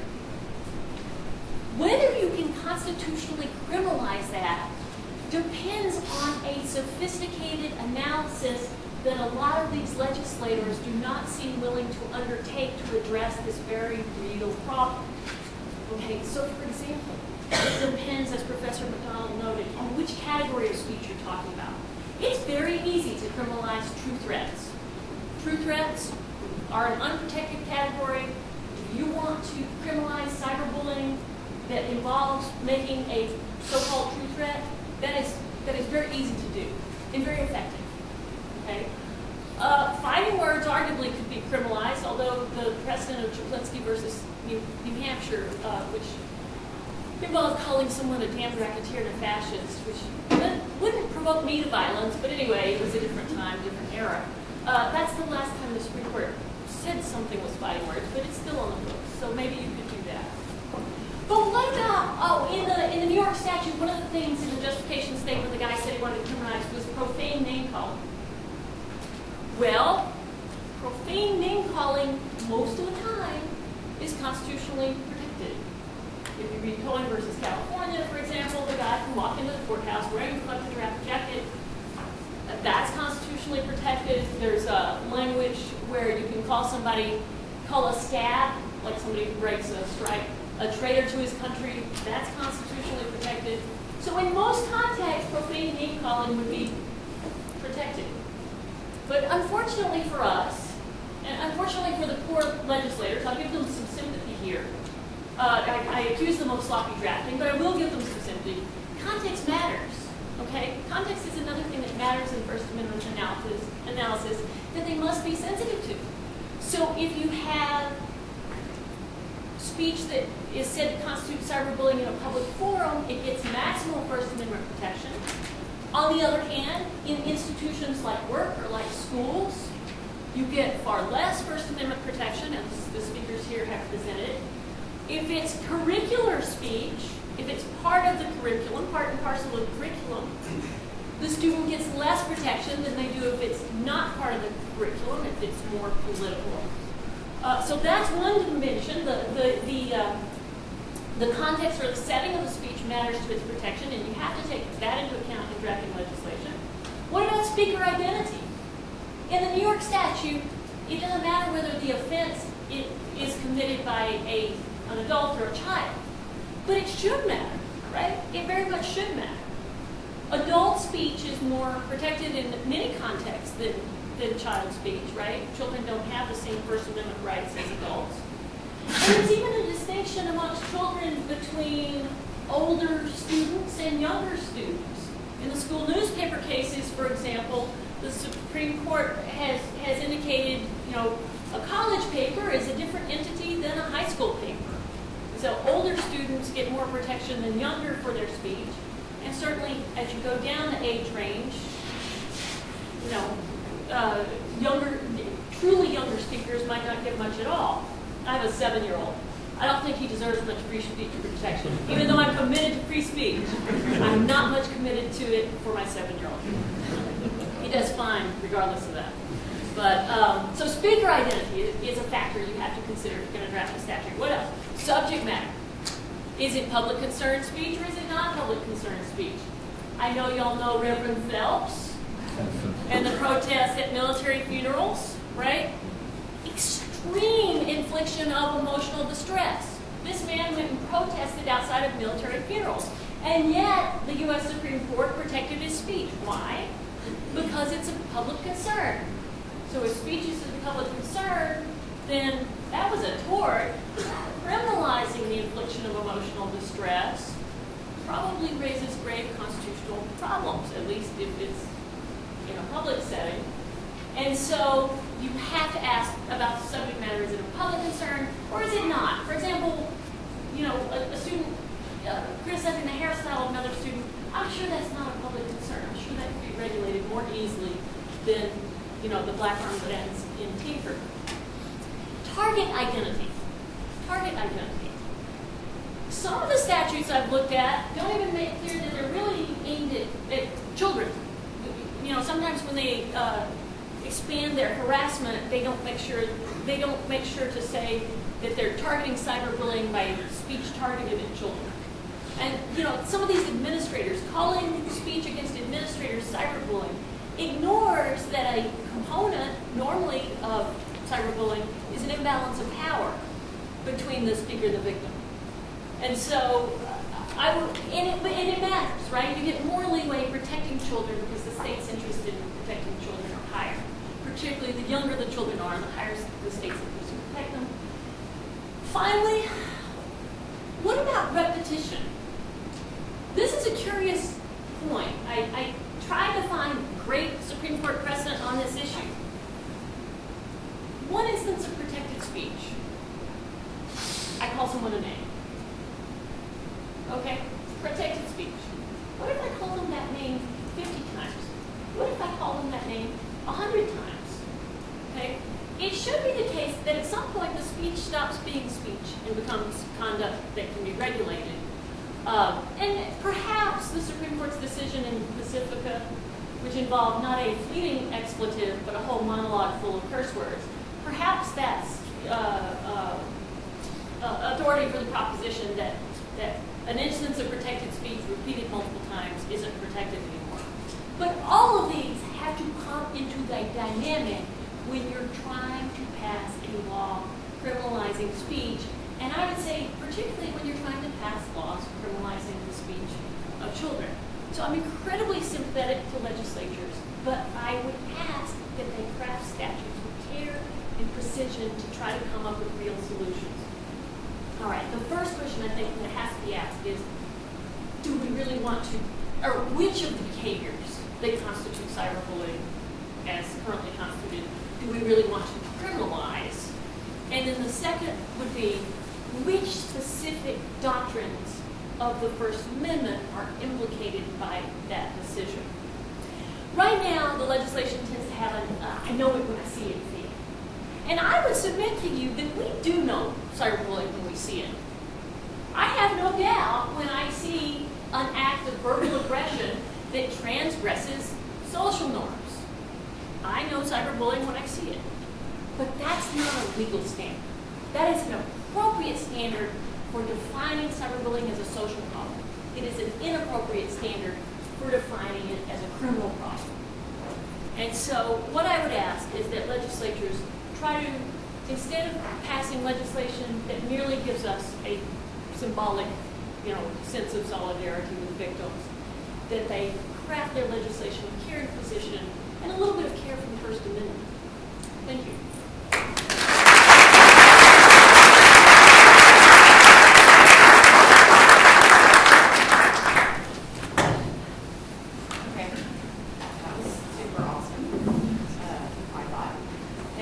We have some time for questions, so I wrote some down, but I will let you go first because I'm the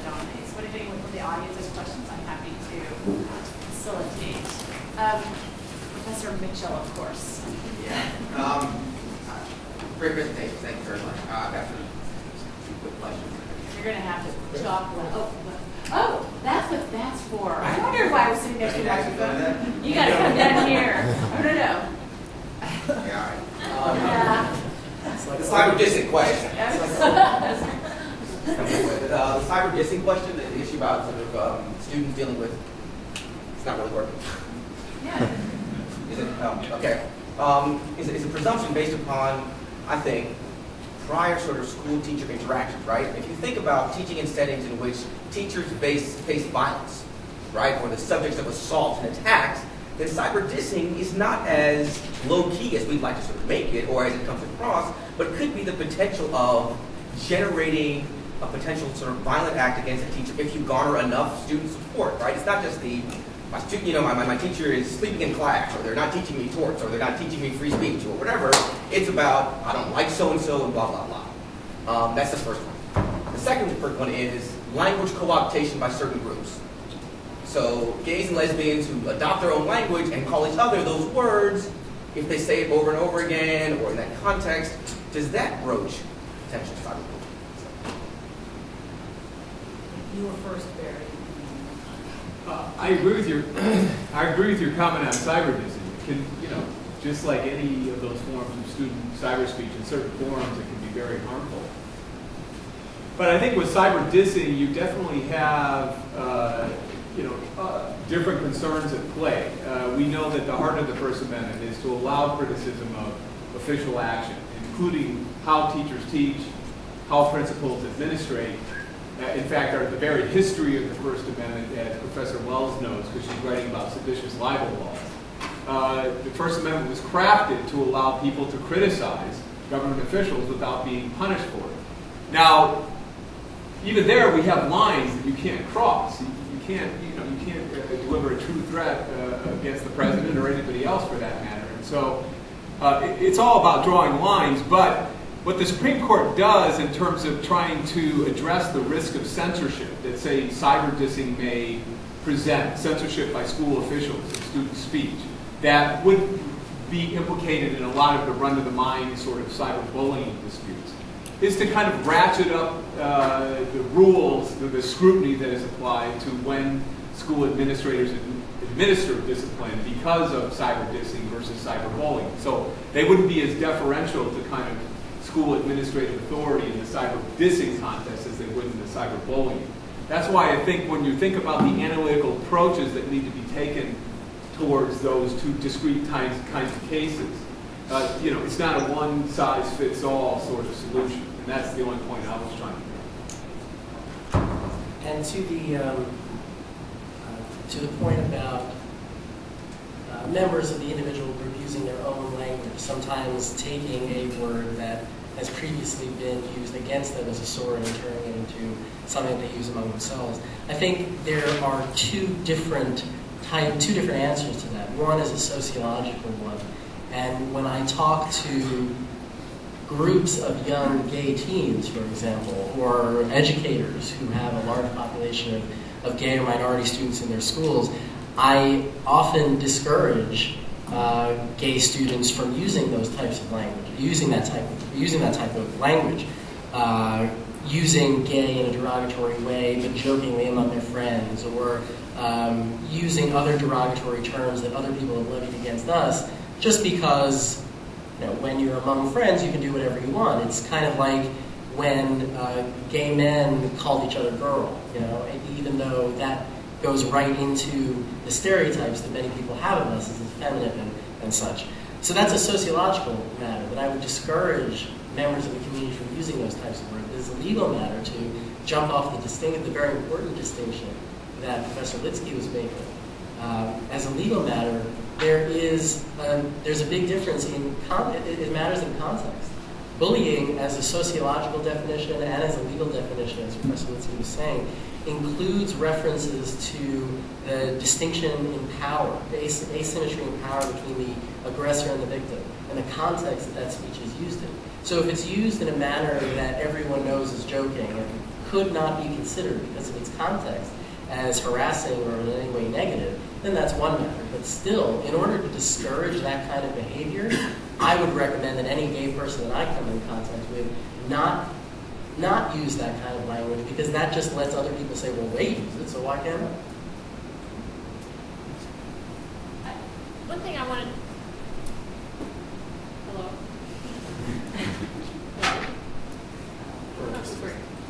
One thing I wanted to add about that is it really is. And part of the reason it's different is the absence of the imbalance of power when members of the in-group are using it versus an outsider to the group. But one of the things you worry about in these school discipline cases, I don't know about you all here in Missouri, but I know in Florida, all of my kids get cyberbullying talks, lectures, educations, signed statements all the time. Every child I have one who's an 8th grader, one who's 4th, and one who's 1st. And all of them, even the 1st graders, get a lot of education and training on cyberbullying.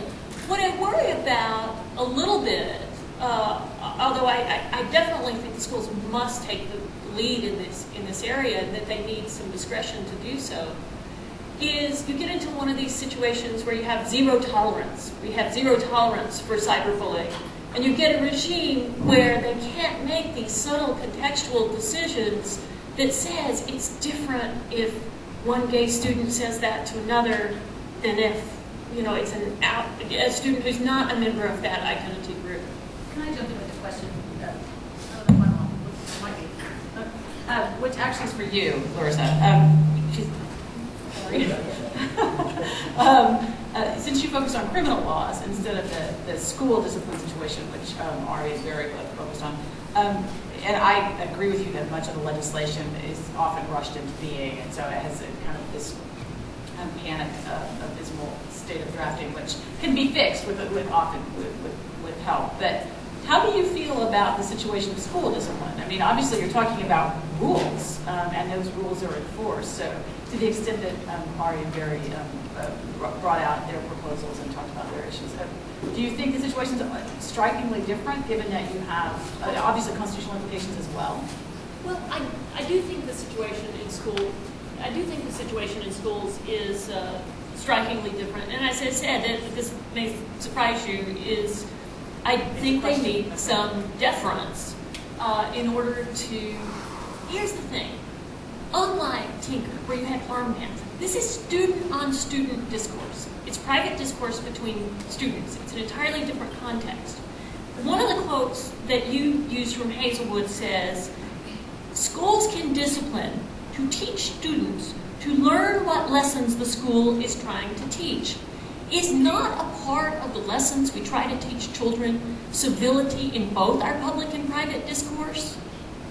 So why do the schools have to have some leeway to impose norms of civility in that discourse amongst students? I just see the school context as being quite different, particularly in light of the harms, the effects. But even without the effects, I think the curricular function of modeling appropriate discourse is so important that I would give them the leeway. I found it interesting that you focused on the criminal laws instead, so I wasn't sure. Well, you know why I did?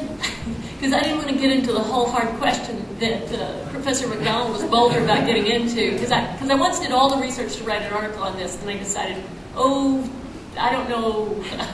I decided I wasn't going to go there. But that the line of when off-campus speech gets on campus enough to allow the school regulatory leeway, I think is really hard. And I liked your matrix. I thought it was a nice addition. We should. Professor Litsky is right to talk about the criminal statutes. Undoubtedly, I've written about it a little bit in a different context. For example, Massachusetts, in reaction, I believe, to the Phoebe Prince case, when their statute, which was lauded by all the anti-bullying groups as A+++++. You go online and there's antibullying.org, and they grade state legislation. And they give these inordinate number of pluses after an A. You wonder what the rest of the letters are for. But in any event, the reason why this legislation got so many pluses is because it imposed jail time, 2.5 years, to what they called egregious bullies. And those included some of the sociological definitions that we saw and legal definitions that we saw already, the repeated harassment, targeted an individual or a group, et cetera, and then imposed a certain amount of jail time. And then if you did something else, if it was based on identity, if it was based on something else, et cetera, then there would be more jail time. And then there's another statute that didn't end up getting passed in New Jersey calling for manslaughter charges to apply. This was in reaction to the Tyler Clementi case, calling for manslaughter charges to apply to these kind of cases. And for anyone who's taken 2 days of criminal law, you can imagine what the proof problems are going to be like in trying to capture someone who may have done something incredibly stupid and incredibly harmful, but would not rise to the intent requirement necessary for that kind of conviction. So talking about these proposed criminal statutes, especially when we allow legislatures to get caught up in the zeitgeist of the time, is especially important. Other questions? If you do, you can always just walk over there. I'm calling. I was curious about the term repetition. I know it's impossible to quantify. You say it once, that's fine, it's free speech. But you say it 10 times, no. Sorry, we're going to penalty. Impossible to quantify, but what I was curious about is how the cyberbullying aspect changes that term. Because traditionally in schools, if you walk up to someone and you verbally harass them, you do that multiple times, we think you walked up to them multiple times throughout the course of your education and harassed them. But if I click refresh on my browser or email it to a friend, every time that page is loaded, even in an anonymous context, could that be a repetition, even though it's only one act of cyberbullying? Well, I'll start.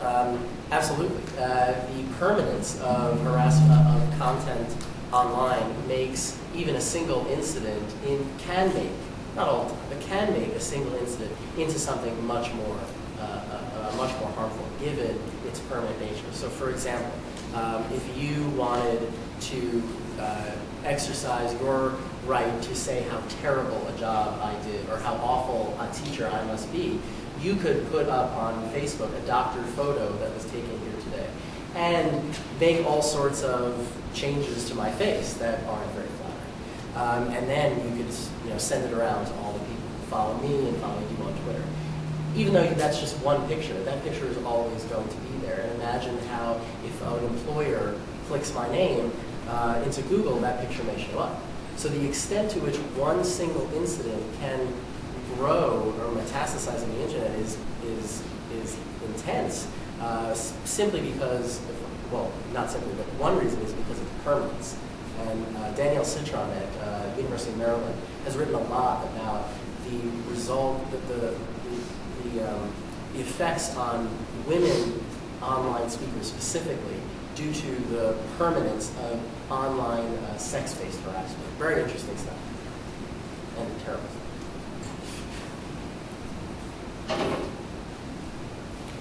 I was just going to agree that obviously it makes, if the repetition is foreseeable, which in a lot of these cases it will be, then obviously it means that yes, one thing can be repeated endlessly. So. And I suppose particularly for you, since we belong to statutory interpretation, if that was an element of a statute, repetition. Then I think it's relatively, I don't think that's as much of a constraint because I think it's relatively easily met because of the nature of the technology. So I don't think that piece of the definition constrains as much as we might think it would in the cyberbullying context. Thank you. The two true cyberbullying cases that I would have discussed had I timed my presentation better had to do with students posting content on Facebook and YouTube where they invited their fellow students to kind of ridicule and make fun of a particular student. Now, to engraft the term, they were basically single incidents of this because, once it got to a certain point, they said stop. To engraft the term repetitive onto that sort of situation, I suppose you could do that if you sliced and diced language. But I would prefer, I think that's why you need kind of the broader version of cyberbullying, which addresses kind of single incident events like that. And then recognizing that you need this kind of broader version to capture these sort of things. Build in terms of the standards that school employ as to whether they can be punished or not. Then build in kind of the free speech protections into that rather than kind of playing with, well, trying to graft repetitive onto these situations where it really doesn't quite fit. Can I ask, then, I was curious when you were talking about your distinction between cyber blustering and cyberbullying, because I think I got that cyberbullying was targeted, somebody received something. A cyber blustering is just like maybe you post something on Facebook, maybe your friends receive it, or maybe maybe you blog about something, but it was more globally publicly received, but the recipient or the victim rather may never receive it.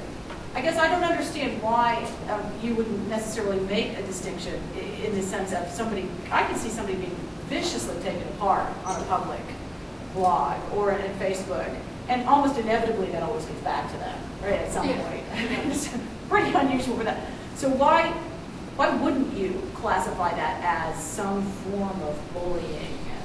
Do you know what I'm saying? Oh, I'm not saying you wouldn't. I'm just saying that it might be better to kind of conceptualize it a little bit differently, because I think this free speech interest there in allowing kind of students to vent and be students when they're not targeting particular students is a little bit greater. Particular students. If you identify a particular, if you take apart a particular identifiable student, right, and let's say not just about what they're wearing, but that's sort of largely what was happening to some of these, Danielle Citron, what she writes about. A lot of times some of these women in law schools, they were viciously discussed. Yes, but these cases I'm talking about, that could occur, there's no doubt, but a lot of these cases are where you make your list of 20 students who you think are losers, or you would list of 20 students who wish you would die, so kind of.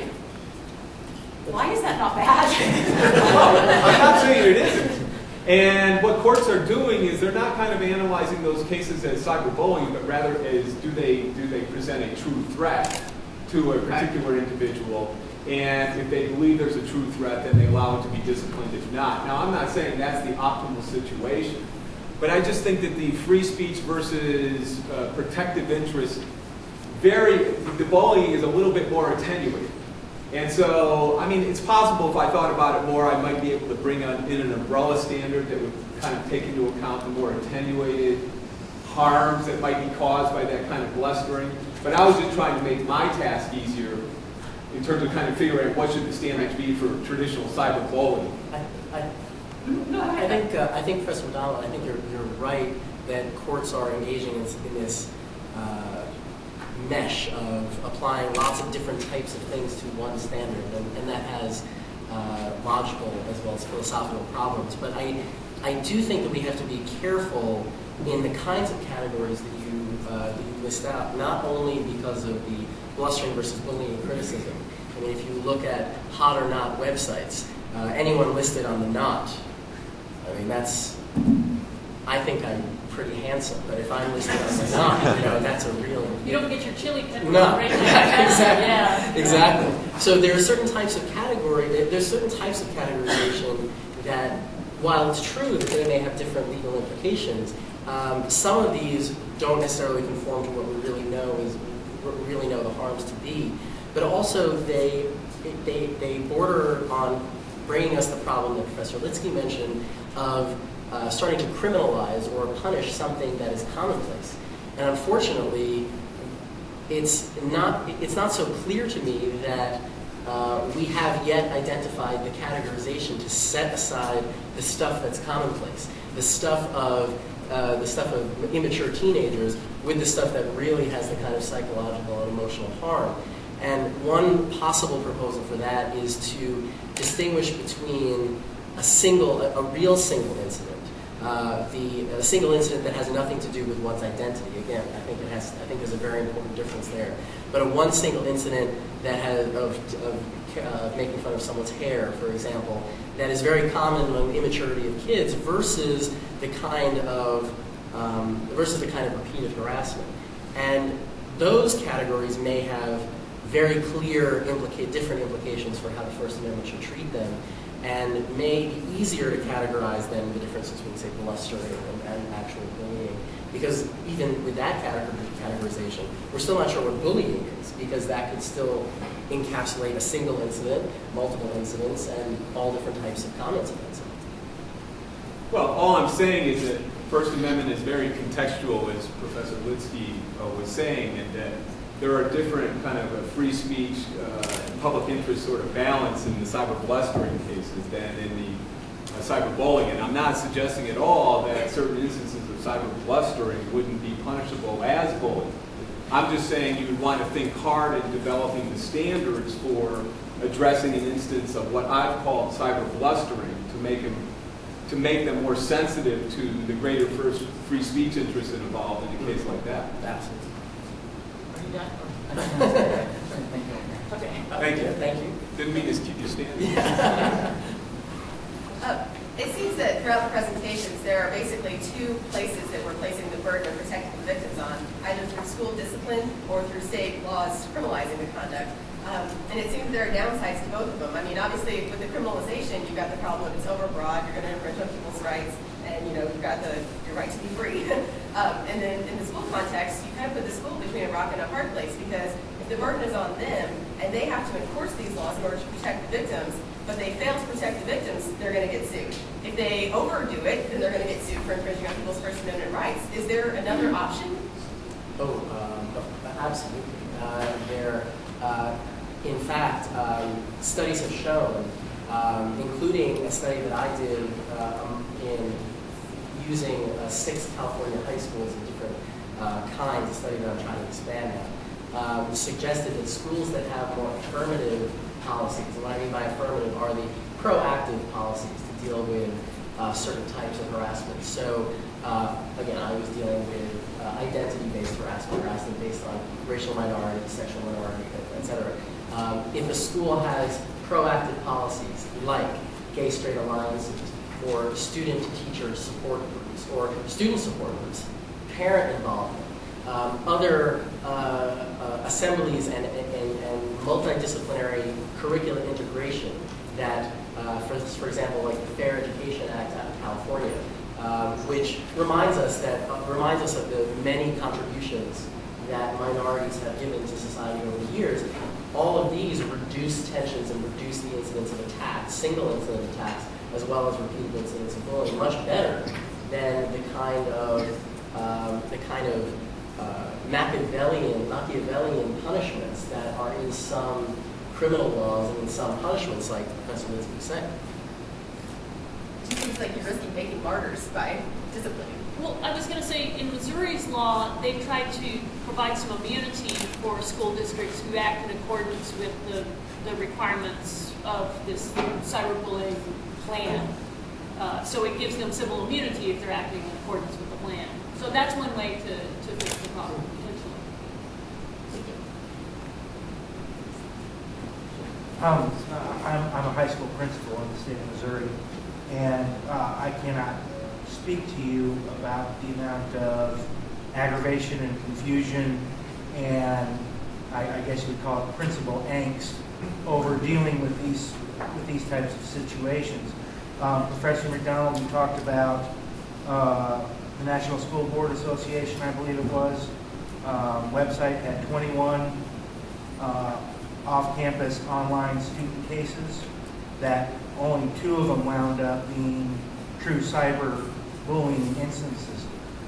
I deal with this on a day-to-day basis, and if I get 5 cases in the course, or 5 things that I have to look at through the course of a month or 2 months, the amount of time that is expended when I'm supposed to be out in the classroom making teachers are doing what they're supposed to be doing, making sure the kids are supposed to be doing what they're doing, is a tremendous, and I don't want to call it a waste of manpower, because that's not exactly what I mean, maybe a wasted resource, but I take this so seriously, and it still seems like there isn't a good definition of cyberbullying or even bullying itself, because you've thrown out there the issue of cyber blustering, cyber jesting, jesting. I mean, it's mind-boggling to me in a school where I'm the instructional leader that that I've got to take the time to do this. And just as the other speaker talked about, there's no other way to put it. You screw up, you're getting sued here. You screw up that way, you're getting sued there. You do it the other way, you're potentially getting sued there. Would you speak for a moment or two about a real definition of bullying and cyberbullying? Because it really frustrates me. And I mean, our school's a good school, but I still have time is wasted and time is spent in dealing with these issues that really I take home with me at night, saying I just don't know if it reaches that value or that threshold of being a bullying or a cyberbullying situation. And then I do have a follow-up. Sorry. Yeah, in the part of my talk, and I'll address this in my paper, I do talk about how difficult it is for school administrators to enforce these kind of regimes, which are so difficult even for free speech experts to kind of parse through, and how contextualized a lot of these sorts of disputes are. And so I sympathize with your plight. And so I think the answer is just what you had suggested, and I talk about this in my paper, is that we should set up standards for, I mean, I think that the broad definition of cyberbullying is necessary, because I think single incident events like the type I described can be very hurtful to students. But what I think we need to do is kind of set up certain rules for what schools need to kind of demonstrate in terms of the harm. Is there evidence of harm?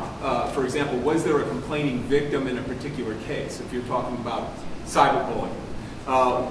Should the student have known that this was the type of speech that could cause distress? So harm and culpability, and then ask students to kind of act proportionately in terms of, do they just give a warning? Is it a serious enough event to give a warning, or is it a serious enough event where, like in these two cases, discipline was actually imposed? But the most important thing is, so I lay out kind of certain standards that I would use to guide administrators. But the most important thing I say at the end is that to make them workable, you've got to give already harried administrators a lot of deference in terms of employing and making these determinations and judgments, so that if they're reasonable, you can rest assured that a court isn't going to be kind of second-guessing you and saying that what you did was unconstitutional. So I think that that's what I propose. That's the best I can suggest, is that we kind of, I'm not sure that, I mean, Professor Litsky could probably talk to the better definition, because she's been focusing on that aspect of it. But in terms of, once you have your definition, whether or not it's punishable or not, if we can lay out certain things that could guide the school before, you know, and then say, as long as you've done this, like kind of this system in Missouri law that Professor Litsky mentioned, that as long as you've complied with these certain standards, you're going to be immune from suit. I think that's probably the way to go. Now, you're the expert, so I'll ask you, do you think that that's satisfying? I think it would be wonderful to have, but I need guidelines. And where do those come from? Are they coming from the school board? Are they coming from the superintendent? Are they coming from me? Are they coming from the legislature?